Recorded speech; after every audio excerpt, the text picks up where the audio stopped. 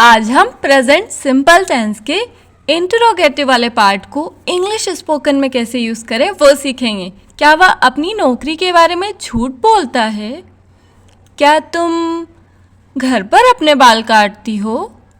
इन दोनों में क्या हो रहा है? क्वेश्चन पूछे जा रहे हैं, तो मतलब ये इंटरोगेटिव है। तो आज हम सीखेंगे कि इन्हें इंग्लिश में कैसे बोलें, वो भी ग्रामर रूल्स के साथ, ताकि कोई भी आपकी इंग्लिश में गलती ना निकाल सके। पहले मैं इंट्रोगेटिव को थोड़ा एक्सप्लेन कर देती हूँ। पुलिस क्या पूछती है चोर से? क्या तुम वहाँ थे? क्या तुमने चोरी की? पुलिस क्या कर रही है? इंटरोगेशन कर रही है, क्वेश्चन पूछ रही है, इसलिए इन्हें हम प्रश्नवाचक बोलते हैं। जिनके एंड में ता है या ती है आता है तो वो प्रेजेंट सिंपल के होते हैं, और स्टार्टिंग में क्या आ रहा है तो वो इंटरोगेटिव वाला पार्ट है। तो यही वाले आपको इस फॉर्मूले से बनाने हैं। तो चलो पहले टॉपिक डाल लेते हैं इंट्रोगेटिव, एंड कोष्टक में मैंने लिख दिया प्रश्नवाचक, ताकि आप कभी ना भूलो। अब आइडेंटिटी में हम लिखेंगे जिन भी सेंटेंसेस के एंड में ता है, ती है, ते है आता है तो वो प्रेजेंट सिंपल के होते हैं ऑब्वियसली।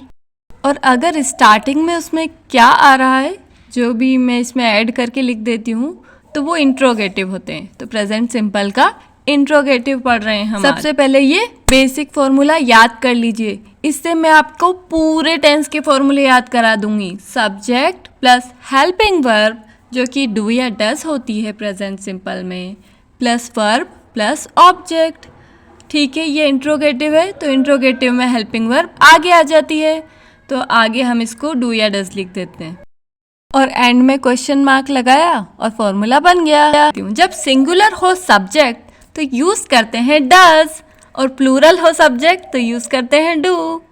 आ गया समझ में? अगर एक जने की बात है तो डज यूज करते हैं, और एक से ज़्यादा जनों की है तो डू यूज करते हैं।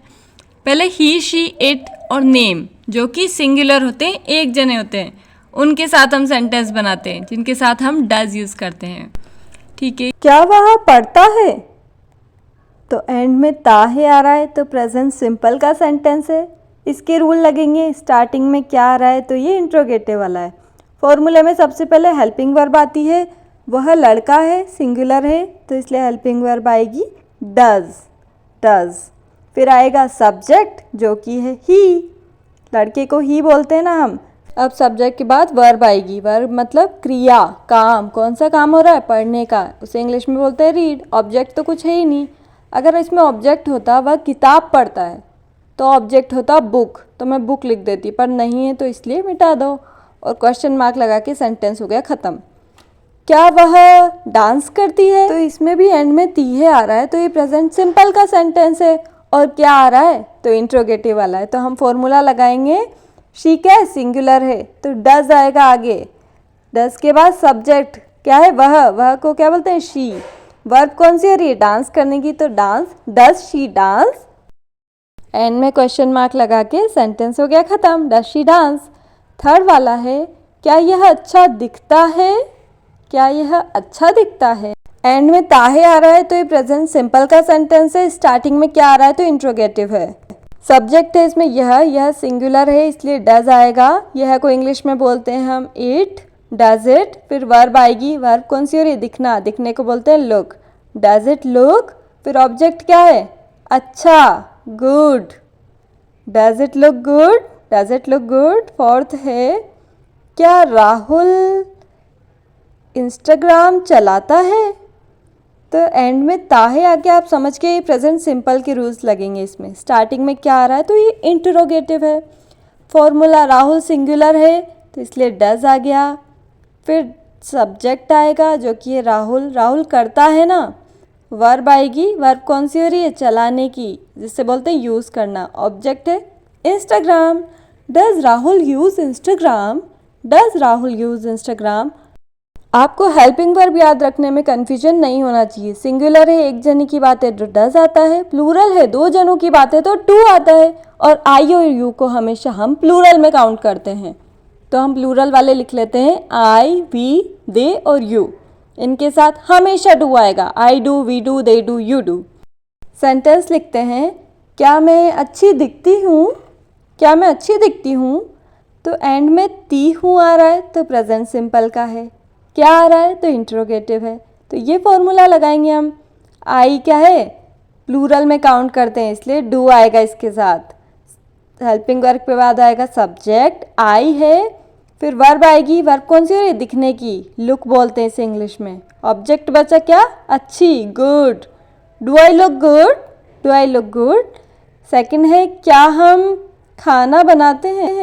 एंड में ते है आ रहा है और क्वेश्चन पूछ रहे हैं तो प्रेजेंट सिंपल का इंट्रोगेटिव है। फॉर्मूला लगाएंगे, फॉर्मूला में सबसे पहले हेल्पिंग वर्ब आती है तो वी, हम के साथ डू आता है, फिर सब्जेक्ट लिखेंगे वी, फिर वर्ब आएगी, क्या हो रही है, खाना बनाने की, इसे क्या बोलते हैं, कुक। डू वी कुक, और ऑब्जेक्ट क्या बचा, फूड, खाना। Do we cook food. Third example है क्या वे बात करते हैं, तो पहचान तो गए आप, ते है और क्या आ रहा है तो प्रेजेंट सिंपल का इंट्रोगेटिव। फॉर्मूला लगाएंगे वे प्लूरल होता है, इसके साथ क्या आता है, डू, फिर आएगा सब्जेक्ट, सब्जेक्ट क्या होता है, दे। डू दे, वर्ब, काम कौन सा हो रहा है, बात करने का, talk. Do they talk, do they talk. Fourth है क्या तुम लाइब्रेरी जाती हो, तो एंड में ती है आ रहा है, प्रेजेंट सिंपल के रूल्स लगेंगे।